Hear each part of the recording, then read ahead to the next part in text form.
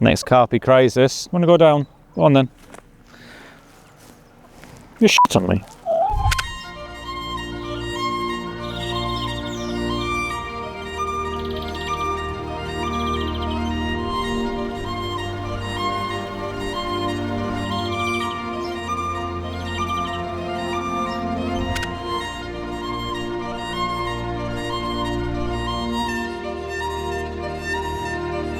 Welcome to my Wainstones Pool. This is my own fishery, which I have up in the northeast of England, near Middlesbrough, although we are in a very rural location. And although the pool is only around 2 acres in size, it holds some amazing fish, some stunning hand-picked scaly bangers, as they say. And I'm really looking forward to this session because not only is this the first time I'll actually be spending a night here since 2018, it'll also be the first time I get to do a proper session with RG baits. I did come on here for a short day session a couple of weeks ago, and that turned out to be very productive. I caught 2 lovely fish, including a stunning zip linear. So that was a nice welcome to RG baits, but this will be the first proper session I'll have using it, so I'll be able to have a much more in-depth look at the products and get to use them properly. One other change apart from my switch to RG is something that's happening on the pool next to us on Wood Pool. You might be able to hear a bit of noise, a bit of disturbance over there. That's because we are extending that pool. So before I get the kit unloaded out the van, I'm going to go and check in and see how work's getting on over there. So throughout this video, you might be able to hear a bit of background noise. That's because of these guys. Right now we are next door to the main pool on our little wood pool. Wood pool is a tiny pool of about ½ an acre in size, but the fish are thriving in there. They're already up to upper 20s. So right now we are extending the pool. The reason for doing that is not to have more anglers, more swims. It's just to give the fish more space, more room to grow, and give the anglers more room to fish as well. So the extension is almost complete. Work should be done today actually, and then we'll allow this pool to fill with water and allow that to settle, and once it has, we'll then connect this extension to the main pool to create something about 1 acre in size. Right, I'm going to let them get on and I'm going to get the van unloaded. So this is the swim I have chosen to at least start the session, and it's a swim called Corned Beef Corner. It's quite a funny story as to how it's got its name, but not one I can tell you right now. You'll have to ask me next time you see me on the bank. But the reason I've chosen this swim is it is the shallower half of the lake. It's also the weediest half of the lake as well. And on a day like today, where temperatures are meant to rise to 15, 16 degrees, we've got the bright sunshine, the fish are going to want to be in this shallow water, and they've also got the sanctuary area of the weed as well. But I'm not going to be fishing in the weed. I'm going to be focusing on the island. Around the island, again, we've got shallow water. We've got cover from the reed beds and the emerging lily beds. We've also got an overhanging willow there. The fish are always patrolling around the island, and it is a good feeding area as well.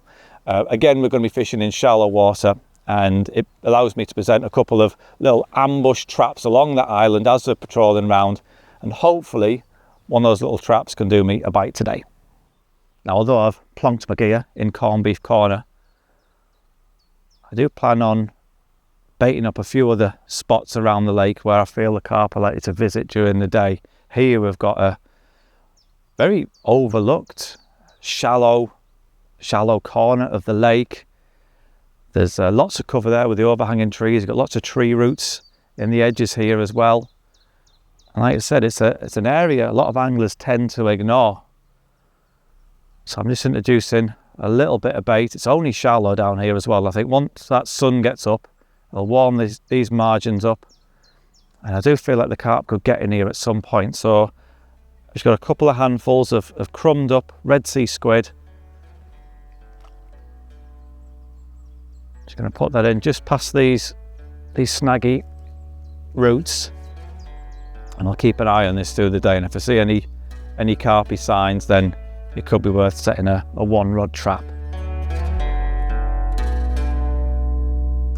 Now, like many anglers, owning my own fishery had always been something I dreamed of.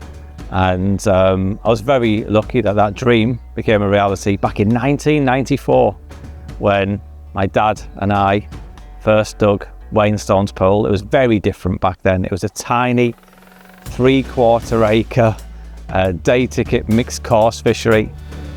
From there it was extended to about 2 acres in size, and it became an exclusive invitation only syndicate.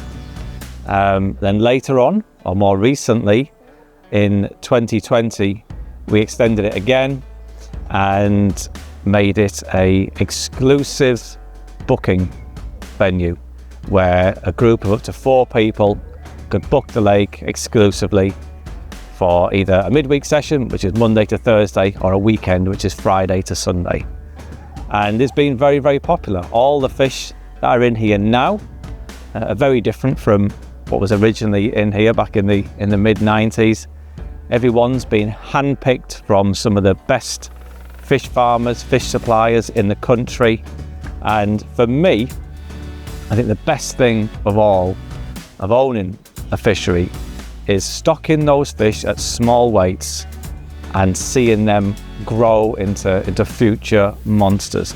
I get so much more satisfaction from seeing them fish grow on and from seeing other people catch them fish.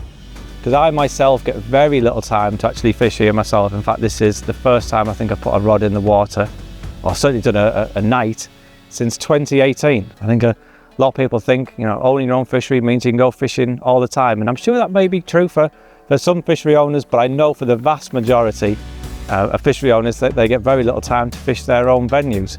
But like I say, for me, the biggest thrill of all is just seeing them fish grow and seeing other people enjoy catching those very special fish.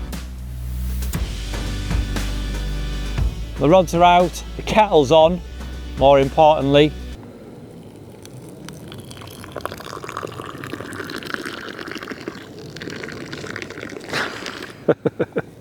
And there's also a lot of fish moving around. The bulk of the fish are off to the left of the swim, but the reason they're there is the weed in that area is particularly high, and they are sat just above that weed, kind of basking themselves in the sun. There's no clear areas there at all. It is just weed.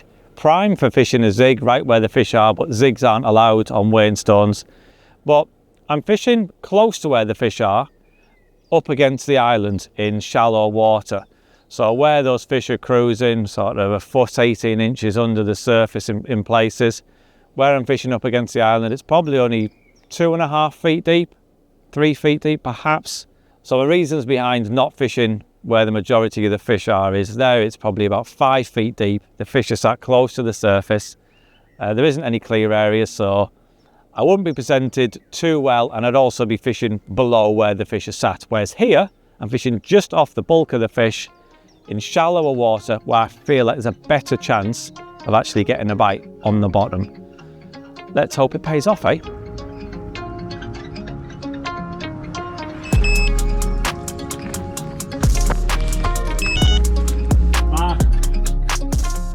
Well, I just couldn't stay on my hands. I had to go for a lap to see if there's any fish anywhere else, and I left Finn in charge of the rods. I almost made it back round, and Finn shouted at me when the rods was away, playing the first fish of the day. But there's a lot of fish. The bulk of the fish that were off to the left have started to creep up round here now as the sun's kind of come round. It's warm in the water in front of me now, and the fish are kind of following that sun, so there is more and more fish beginning to appear in front of me. Come on, get in. Get in. Yes! He's in the net! There we go, well done, Finn. Yes. Oh, that's not a bad one. That's not a bad fish at all. I don't even recognise it. That's the thing with this lake and a lot of other small lakes that I've found. Fish can just go missing for years and become so efficient at dealing with anglers' rigs. They just seem to get away with it time and time again. And in the past, when this was a low stock syndicate, it wasn't unusual for fish to go 2, 3, 4 years uncaught. In fact, there was a koi that used to live in here that went 11 years uncaught. Crazy. And you should see it swimming around all the time. I don't think this one's gone quite that long without getting caught, but either way, it's a bit of a result. Well, what an amazing start to this session. We've been fishing an hour and a half, and we've got this 25 pound, 15 ounce common. Although I am going to award Finn that 15 ounces because he got to the rods before me while I was having a lap on the lake. But I'm absolutely made up with this because this is a rare visitor to the bank. I haven't seen many photos of this fish at all. In fact, it's the first time I've actually seen this fish on the bank. So to get that, especially so early on, I'm absolutely made up. And I don't want to jinx things, but I think there could be more to come. Well, that's the rig I just used to catch that common. I'm not going to put this one back out though, because I've just stood on that one. But I do have another one ready to go with a fresh rig, fresh hook bait. And what I'm using here are the Ripple wafters. These have been boosted with the Ripple booster liquid. You can see that I've really boosted them to the max. I am still using them in conjunction with a food bait though. At this time of year when the fish are coming out of their winter slumber, I do think they're looking to replenish their energy and as well as their fat reserves, getting ready towards spawning. So I do think it's important to give them a good quality food bait as well, which is why I'm using the Red Sea squid. And it's worked pretty well so far, and let's hope it can work again. Now ordinarily on Wainstones, there is a 2-rod limit, except when the pool is booked out for just 1 or 2 anglers, then they're permitted to use 3 rods. Well, there is just me here at the moment, so I am going to use 3 rods, and I'm going to position 1 rod down my left-hand margin underneath this willow tree. There has been a few fish here today in and around these branches, and I have been trickling in a little bit of bait over the past few weeks as well. So it is quite deep under here, so I think there is a good chance of a nighttime bite down here, especially as there'll be less disturbance on the bank side during the night. So yeah, it could be a good place to set a little nighttime trap, which is what I'm going to do right now. That's the one. That's perfect. I've got a pocket full of bait here. I'm just going to throw, not many, just 8-10 baits over that. I'm just using whole baits. So now I'm just going to put in a few chops. Well, the day is drawing to a close. The sun is starting to set behind the hills there. And perhaps I'm being a bit biased, but whenever I am here, I always look across the lake and think this has got to be one of the best views I've ever seen on any lake I've ever been to anywhere in the world. It's surrounded by the North Yorkshire moors and the Cleveland hills, and it really is quite a majestic backdrop. And today has been a very spring-like day. The fish have been cruising around just under the surface, but as the sun starts to drop, so are the temperatures, and so are the carp. They're no longer up there in those surface layers, and I think as they drop down going into tonight, I think will be our best chance of a bite. And if not tonight, I do think there's a good chance of a first light bite. So hopefully the next time you see me, I'll be holding up another Wainstones carp.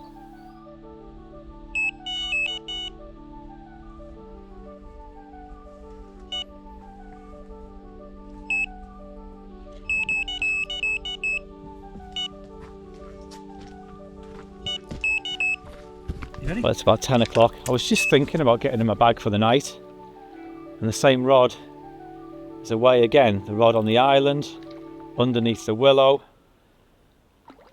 Same rod, same tactics. Here we are playing the second fish of the session. That looks a lovely fish as well. Yes! Oh, that's an absolute minter. You know, when I first created this pool as Wainstones 2.0, when I opened up for exclusive bookings, I stocked the fish relatively small, and I thought I wanted a place where size was irrelevant, where if you caught even just one fish, but it looked absolutely epic, then your session was made. That's what I wanted to create. And if I just caught that one fish alone, that would be my session made, because that is an absolute pearler. Well, here we are, fish number 2, 19.5 pound. But as I said earlier, size really is irrelevant when they look as good as this. It is quite a cliche, but I think it's perfectly acceptable to say that with a fish like this. And he's obviously going in the right direction. I actually photographed this fish for a guy in the summer. It was only £15 back then, so yeah, he's obviously piling on the weight, and I'm sure he's destined for bigger things. But right now, I'm perfectly happy with him as he is. Well, I'm absolutely made up with that fish, and I've got to be honest, I'm really loving this session. It's rare that I actually get a chance to fish on here, and to be fishing on here now and catching fish that I stock small and I can see them growing really well and thriving. It does mean a lot, and the lake does hold some really big fish, and big fish that look as good as that one as well. So the night is only young. I do think there's a chance of a first slight bite as well, so I'm going to get that rod back out on that same spot, and hopefully before this session's up I'll get a chance to hold up one of the lake's bigger residents.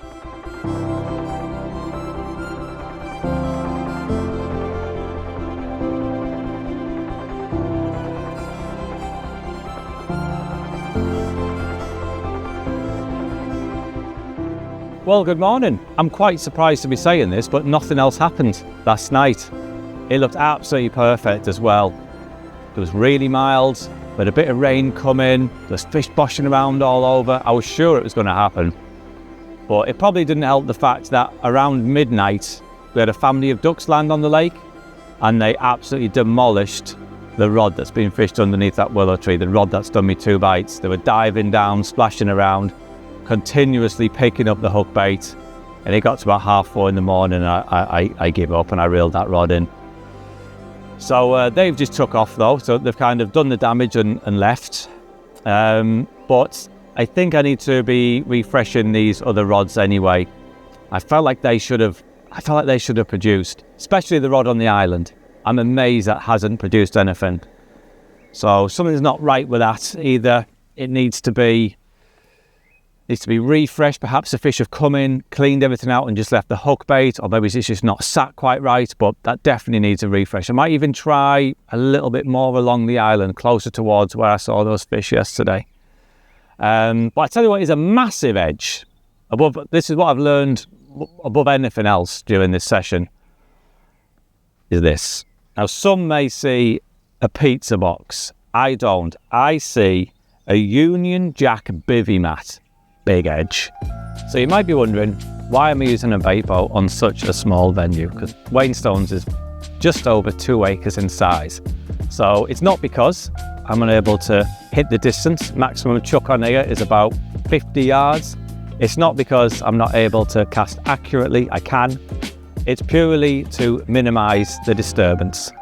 Now, carp in small venues are particularly in tune with their environment because they are always in contact with anglers or angling pressure, just because they don't have the luxury of being able to escape it. On bigger venues, the fish can simply move away. They can escape the angling pressure by moving beyond the angler's casting distance or just move to a different area entirely. On a smaller water, they aren't able to do that. Now on Wainstones, and I'm sure many other small waters like it, I see many anglers turning up in the car park and often giving the game away the second they arrive. They pull into the car park, start slamming car and van doors, and they'll get into the swim, put the bivvies up and bray in the bivvy pegs with a mallet, and already they've made their presence known to the carp, and already the carp are on edge. Now what I don't want to be doing is casting around with that 5-ounce lead. No matter how much you control it and feather it and slow it down so it lands with a little plop, it's still going to land with more disturbance than if I'm using a bait boat to gently maneuver it in position. Now with the RT7 I'm using on this occasion, it does have a stealth mode, which means the motors run at a lower power, so you can sneak it in position It makes no disturbance whatsoever. And as we've seen on this occasion, one of the bites actually came just 3.5 minutes after dropping the rig. So it didn't disturb the carp at all. I'm sure had I have cast a 5-ounce lead to that same spot, I know fine well you'd have seen bow waves with fish exiting the swim and it could have been game over. Oh, I've got to go, mate. I've got to go. Sorry, mate. I've got a fish on. Sorry. Well, I would love to know how long this rod was actually in the water before I had that take. I reckon it was about 3 minutes. So, where I was fishing yesterday was kind of in the centre of the island, near a reed bed and a little bit of a bush.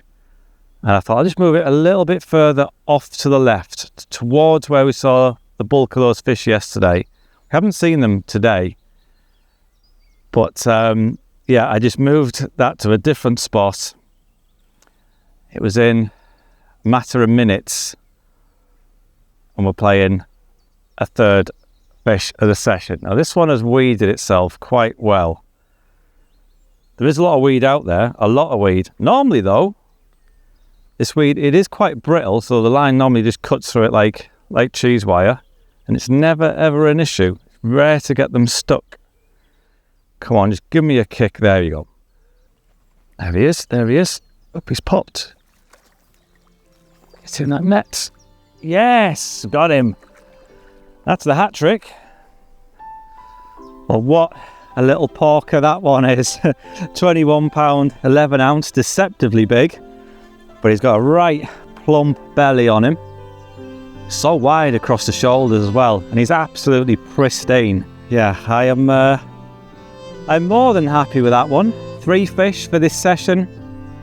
Topped off with that 25 pound common. But all 3 of them have been absolute awesome looking fish. And although the session is coming to a close, the rods are still in the water, so there's always a chance. But even if I don't catch any more, I'm not going to grumble with 3 fish in 24 hours on what can be a very tricky little water. Now, some of you may have heard that Capital Carp Competitions have invested into RG Baits. Well, as co-owner of Capital Carp Competitions, that also means naturally that I have invested into RG. And the reason we did so is we believe that RG has the potential to be the #1 bait company out there. With Capital's investment, this means we now have the ability to source ingredients that may otherwise have been out of budget. We're able to buy in larger quantities.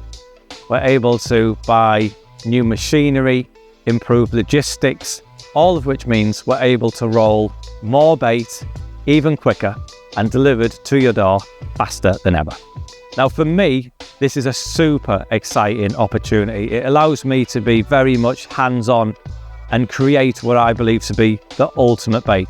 I don't think there's anyone out there fussier than me when it comes to bait, except perhaps Greg, of course, who will still be very much the man in charge. I will just be giving my feedback on putting together what I believe to be the very best bait available. Now, whether that be the boilies themselves, we are already working on a new test bait, or hook baits, liquids, additives, the list goes on. All of which, of course, means it's very, very exciting times right now for RG Baits. And we will be sure to keep you guys and girls updated every step of the way. So make sure to subscribe for more updates. Well, I've just tied up a new rig, ready to go back out there. I'm still wanting one more. I'm always wanting one more fish, but this is the rig that I'm using. We haven't really talked about it so far. It's a super simple blowback rig. It is my go-to rig when it comes to fishing with bottom baits and wafters. So this is fished beneath a lead clip system, and I've got a quick change swivel there with an anti-tangle sleeve, and then we get down to the business end itself. So the hook link I'm using is 20 pound Fox Camatech Soft. It's a soft, supple, coated braid. It gives me just the right amount of rigidity to push the slow sinking wafter hook bait away from the lead arrangement there, so it lands nice and flat, but it has enough suppleness should it fall over any debris on the lake bed, it will follow the contours of that lake bed rather than sticking up at any sort of weird angle. I've also got a small amount of putty there in the middle, again, just to ensure it's pinned down on the deck. Coming down to the sharp end, I've got a Fox Edges wide gape long shank hook, and I've artificially extended the shank with the use of the Edges line liner sleeve there. What that does, it helps the hook to flip and turn and catch a hold in the bottom lip. It really does maximize the hooking properties of what is already a very efficient rig anyway. I've got a rig ring tied level with the barb there to create the blowback effect. And there we have the hook bait, which is a ripple wafter. And that's it, super simple. It's a rig I've used for years, and I'm sure I will continue to do so for years to come. Well, that was 24 hours on the charming Wainstones Pool. I've got to say a big thank you to the fishery owner for letting me on. But I've really enjoyed that session. It is a rare opportunity that I get a chance to fish it, and although it's nice to see everyone else catching these fish, and I do get a lot of pleasure from that, it's nice to catch the odd one here myself as well. So hopefully I won't wait another 7 years before I put a rod back in here. In fact, after that, I'm not going to lie, I'm buzzing to have another go. I really can't wait. And next time I do, I'll be sure to bring Finley along as well, and we'll make another video of that. So make sure to subscribe to the channel, and next time I'm here, you can see how we'll get on then as well.